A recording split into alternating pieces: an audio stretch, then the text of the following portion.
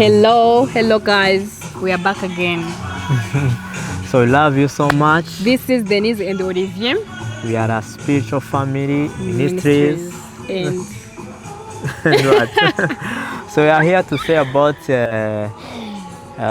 our past and about what is in the future. yeah, Imana ishimwe rero ko yabanye natwe mu birori byatambutse, bana natwe mu myiteguro yo kubana. Turimo twitegura kubana, urugendo rurerure cyane rwo kwitegura icyo ni kubana. igisubizo cy'abantu batubaza ngo murabana ko mumeze nk'abantu. No guys, ntago tubana, ahubwo muri video tuba turi kumwe nyine. Rero twagira dute? Ntabwo kuba turi kumwe muri video bisobanuye ko tubana. So turirirwana n'ibyo, tuba turi kumwe kenshi kuko turakorana, turakundana. Kandi iyo Denise ndi hafi mba numva nishimye cyane. Nanjye mba numva ntuje. So rero niyo mpamvu tuba turi kumwe kenshi, ariko situbana mu nzu. Denise afite famiye ye nziza akunda kandi nanjye nkunda. Nanjye afite famiye yanjye nziza nkunda kandi nanjye nkunda. So rero normally tunasuje famiye zacu, turazikunda cyane ko bari kumwe natwe mu bintu byose baba badushyigikiye. N'abantu bagiye badusanga bashyashya, batwandikira feedback. Dushimiye abantu bakomeza kudukurikirana no kutwitaho no gushima ibiganiro tubagezaho, kuko dora tubabwira ngo ntago tukiriho ku bwacu, ahubwo turiho ku bwa Yesu Kristo wadupfiriye akanatuzukira. Uwo niwe tubereyeho. Niyo mpamvu ibyo dukora byose ntago twireba ubwacu, ahubwo tureba Yesu Kristo wapfuye akanatuzukira. Ikindi tukaba tubereyeho mwebwe. Niyo mpamvu umunsi ku wundi tubagezaho ibiganiro byiza byabafasha, by'umwihariko muri relationship, by'umwihariko muri famille, by'umwihariko muri fiançailles, mu rugo. Nyotewe kuba mu rugo. So rero ni kuri iyo mpamvu twaje kubabwira ngo twagiye mu rusengero turerekanwa, twarabiberetse. Turerekanwa nuko dushyira umutima imbere y'Imana. Ndagira ndamupropoza. Guys, banapropoza. Ndibukana no mu propose yambaye gutya, asa gutya. Niyo mpamvu namugaruye asa gutya. Okay. Nanjye najyaga gusa gutya. Haburaga gato. So ikindi kandi tujya no mu murenge tubyereka igihugu. Ngewe ndabyemeye. Paul Kagame azi ko twasezeranye. Oya, jya mu irangamimerere Denise and Olivier. Ni umugore n'umugabo. So ikindi rero ubwo turagira ngo tubabwire ibiri in the future. Turimo dutegura ubukwe bwiza ndetse tubifashijwemo n'Imana. Burimo ubutumwa. Turifuza ubukwe bw'ivugabutumwa, kubera ko ubukwe twaje gusobanukirwa ko ni igikorwa cyo kuramya Imana. Oya. Wanaramyamo Imana. Guys, kuramya Imana ni igikorwa cy'abantu babiri. Uretse ibyo kuramya Imana ntiturabigeraho. Reka tubasobanurire abantu batabizi. Rata ubukwe ni igikorwa cyo kwerekana ko mugiye kubana, ariko mukabikora musezerana imbere y'Imana, mukambikana impeta nk'ikimenyetso cyuko muzagumana iteka ryose kugeza Yesu Kristo agarutse, ko muzabana mu bibi no mu byiza, mubyaye mutabyaye. He's my pastor. Mubyaye mutabyaye, mu bibi no mu byiza, mushonje mudashonje, urwaye cyangwa uri muzima, n'ibindi byinshi barondora. Nivuga ngo iyo umuntu abaye iwawe umwakirana n'ibyo byose n'ibizamugeraho byose, mugaterura ukajyana. Amen. So ubwira ikindi rero tutahwema kubabwira, turi kubatumira muri ubu bukwe bwiza cyane. Tuzagenda tubagezaho uko buzaba n'uko buteganyijwe, kandi twishimiye abantu bakomeje kudushyigikira, by'umwihariko ababyeyi bacu. Nibo bantu bagize uruhare cyane mu kudutegurira ubukwe. Turabakunda cyane. Uruhare runini rwose ni urwabo. Imana ibaho umugisha, by'umwihariko ikamugira ibanga.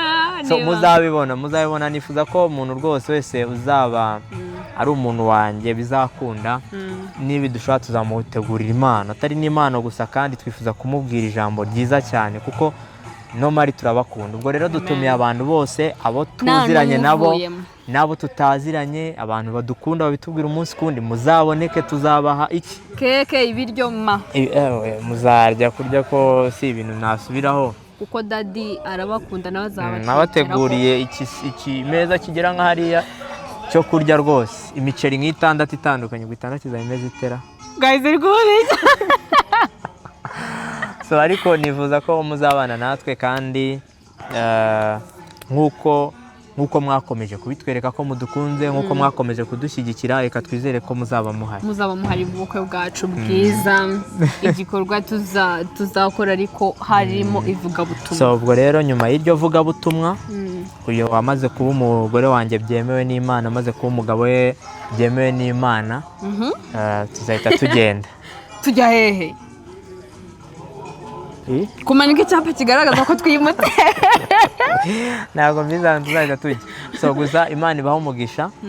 Mu gihe mukidufite mutubyaza umusaruro. Njya nkunda kubivuga, ufite umuntu umubyaza umusaruro nawe akakubyaza umusaruro, hari ikintu gishya wanyungukiraho, hari ikintu gishya nanjye nakungukiraho. By the way, abantu muhisha utuntu muzi, mudusohore mwereke bagenzi banyu.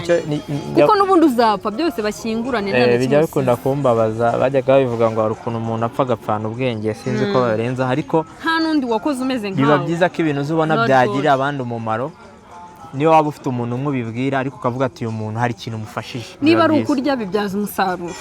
Cyo kurya subizanye. Ibyo kurya ari byo narivuzeho. Ese kuba utabereka impeta wowe, njye nakubwiye ngo ugiye kujya uganira umeze gutya, impeta igaragara buri kanya, sibyo?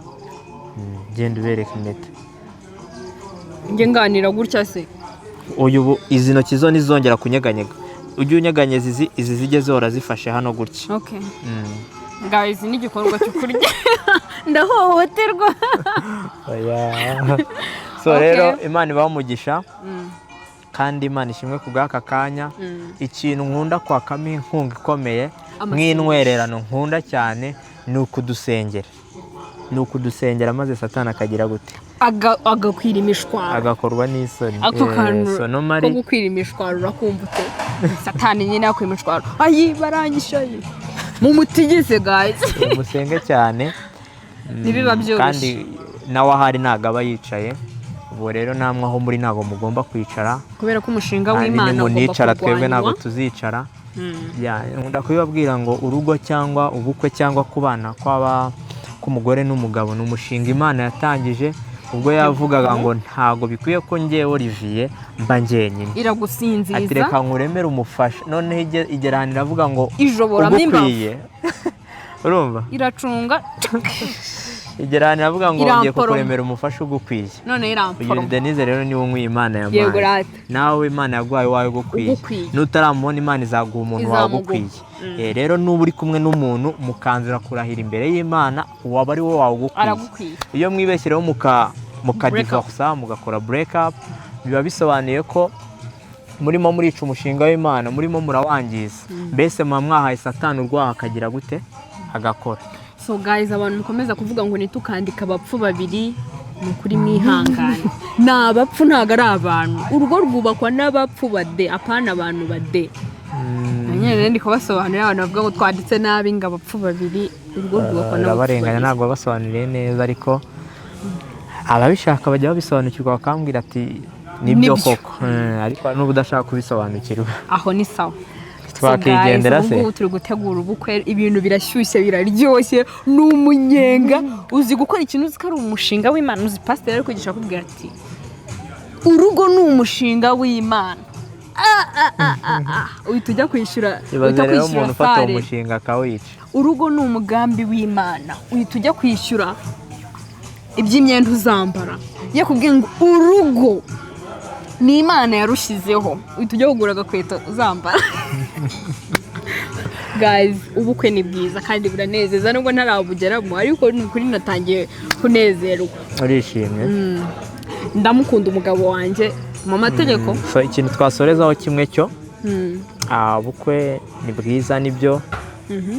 Ni n'ikintu cyo gushyira imbere, ni cyiza cyane kuko gitanga agaciro mu muryango, kigahesha agaciro ubukoze, ariko ni igikorwa. So rero habagiye gukurikiraho inshingano. Ahantu ubukwe butandukaniye n'urugo, ubukwe ni igikorwa ariko urugo ni inshingano. Cy'umunsi umwe. Ubukwe ni inshingano, ugomba kumenya ko ufashe inshingano, uvuye mu rugo wafashe inshingano. Igikorwa.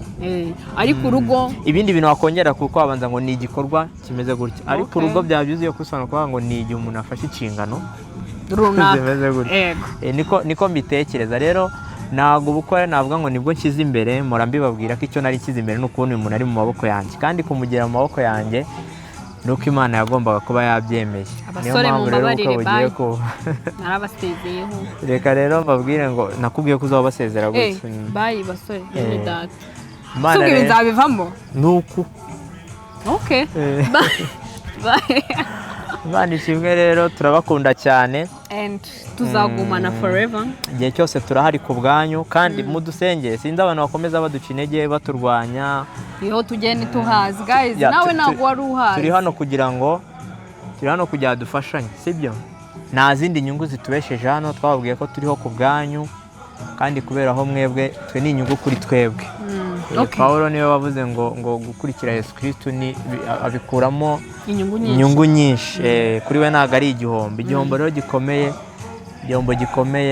kuri we cyari ukudakurikira Yesu Kristo. So guys, n'abantu bagenda batubwira ngo ibyo mugiyemo ntimubizi, turabizi kuko twaricaye turabivuga ngo tugiye muri ibi, rero turabizi. Abantu bagenda batubwira ngo si byiza gushyira ubuzima bwacu hanze, twavuga ko atari ubwacu kuko ntabwo ari twe twibereyeho, tubereyeho Imana. Ubwo rero ntabwo ari ubuzima bwacu tubushyira hanze. Ari ijambo nkunda guhora nshyira kuri buri kiganiro cyangwa kuri buri kintu tunyuza kuri YouTube, kuri platform zacu, reka ariko mvuga riri mu Bakorino ba 2 ibice 5:15. Hari abantu batararishyikira, ariko niryo jambo ritubesheje hano kuri platform zacu no mu ndi buzima no muri iyi famille twatangiza spiritual family. Spiritual family ntabwo irangira muri platform, irangira mu bantu bacu, abantu badukunda natwe dukunda, mu bantu tubereyeho, kandi ni umuryango ufite na adresse rwose. Ntabwo spiritual family iba mu kirere, abazashaka gusura hiba bazatuvugisha. So guys, rero mukatubwira ngo gushyira ubuzima bwacu hanze ntabwo ari ubwacu, ni ubwa Kristo kuko ari we tubereyeho. Ikindi tujya gufata icyo cyemezo bisaba gushira amanga. Bisaba gushira amanga. None se wamenye ikintu Yesu Kristo yaguhamagariye cyangwa Imana yaguhamagariye wakanga kugikora? Ntabwo wakanga. Niyo mpamvu rero abantu bose Imana yahamagariye ibintu rimwe na rimwe ntibafeiringa. Ejo n'ejo bundi habaho ikibazo kuri njyewe, suko naba nari mu murimo w'Imana cyangwa naba nari mu nshingano z'Imana. Kuko na Mose niwe wajyanye abantu abagejeje, sinzi aho yabagejeje, Imana iramubwira ngo kiriya gihugu uzakirebesha amaso ariko ntuzakigeramo, kandi byari bizwi ko agomba kukigeramo. Rero kuba uri gukora ikintu kikaba cyafeiringa suko kitari mu mugambi w'Imana, upfa kuba wemeranya n'umutima wawe ko Imana ibikunze kandi byishimiye. Nicyo cyambere. Amen my pastor.